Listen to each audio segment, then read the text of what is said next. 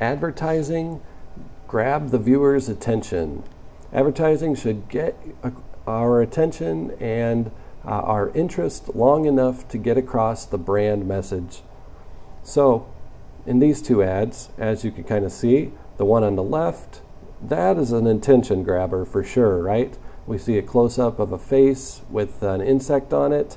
It's almost alarming, and it does get our attention and hopefully wants us to be able to read more, or at least see more. And there's not a lot of words to read, but we can then figure out that it is a coffee brand that they're talking about, and you know, it might put a smile on somebody's face and allow them to remember Stella's coffee, so that the next time they're in the store, they might recall the ad and say, huh, I might as well try it.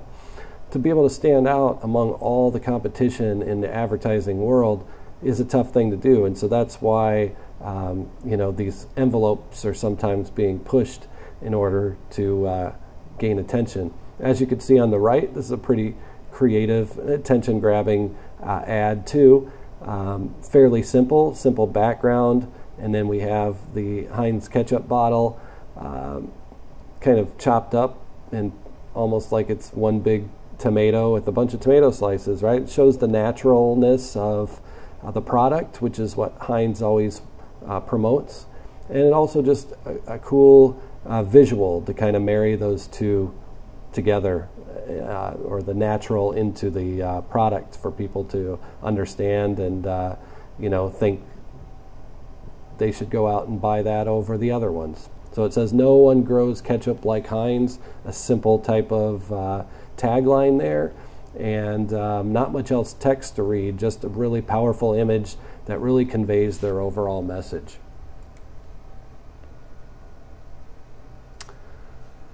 Another attention grabber, an example would be posters for Bell Mobility West, Rethink Canada. So they kind of use the old 8-bit video game graphics to kind of help connect with maybe a younger demographic, or one that, you know, was used to seeing those types of graphics and have that bit of a nostalgia about it, and might help get them to be persuaded to use the Bell Mobility. Public service advertising. These are mostly nonprofits, and they're there to help the public and give them a positive message. So these sometimes can, you know, be they're similar to maybe corporate advertising, but the message is a little bit more personal and could be a little bit more edgier, as you could kind of see with this one. This would be kind of a cereal ad too, because you could see how it's fairly similar content between these two, but it's really there to try to hit you at the heart, get you to think, get you to live a better lifestyle. Here's another one for anti-smoking. Public service advertising is advertising that serves the public's interest. The objectives of these ads are education and awareness of significant social issues in an effort to change the public's attitude and behaviors and stimulate positive social change. So smoking kills, pretty powerful message there, you know, giving the graphics of a Marlboro pack that's hung as a toe tie there.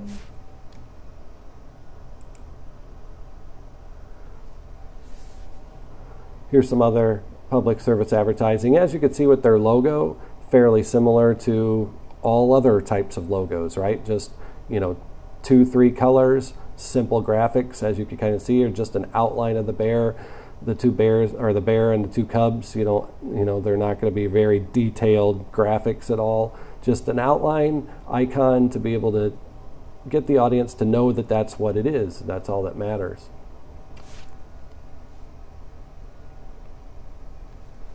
Brand and advertising promises.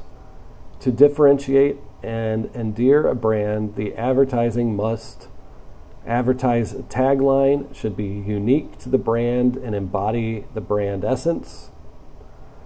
Advertising should show off the uniqueness of the brand, differentiate itself with a promise that the competition is not claiming, relate to the audience desires, and call to action to create the desire to buy or generate a call to action. So for this one, the only ad that, or the only piece that this Pizza Hut ad is missing is the tagline. I don't see one. Oh wait, yes I do. It's underneath the logo, and I can't read it because it's so small.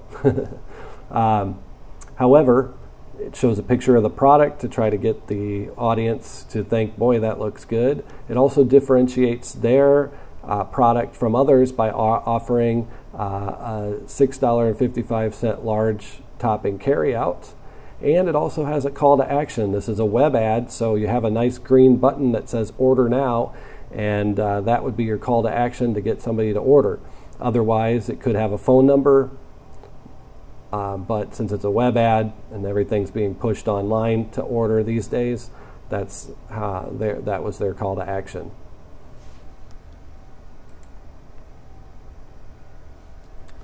Here's some unconventional advertising. Again, you know, companies want to try to stick out from the crowd. And how do you do that? Unconventional advertising is one way to get people to notice you and think that it's fun.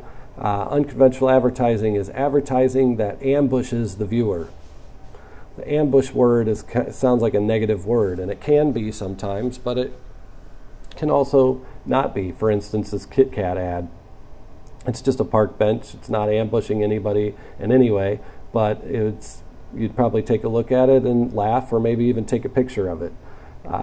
So maybe ambushing is a little bit of a negative term, but it says appears or is placed in the public environment on places and surfaces where advertising doesn't belong usually, also called guerrilla advertising.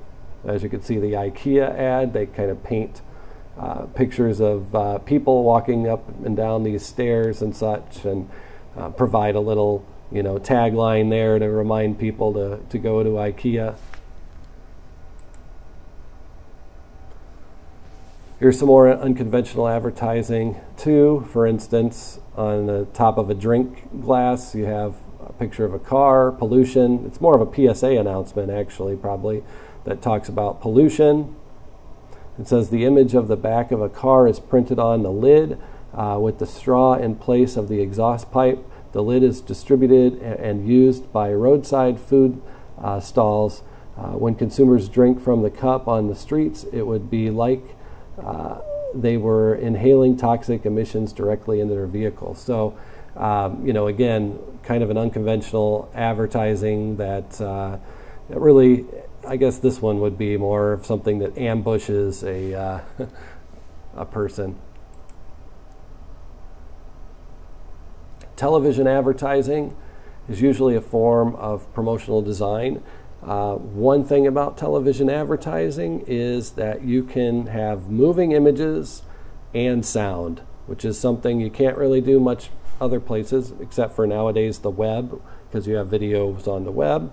Advertising is still the most expensive, but coming close is the internet in terms of reach. Television used to be the most widely reached medium, so if you buy there, even though it's really expensive, you get more for your money because you reach a lot more people.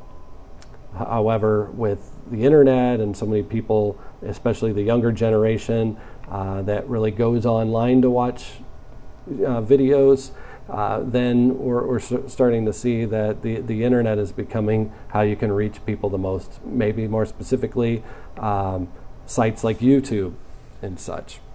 So television advertising, it'll be interesting to see how it evolves, and just overall the internet and television over the next 10 years to see if there's going to be any major changes in each one of these. Digital advertising and promotional design. New media vehicles allow for even more contacts with the brand. So everybody's got a website nowadays.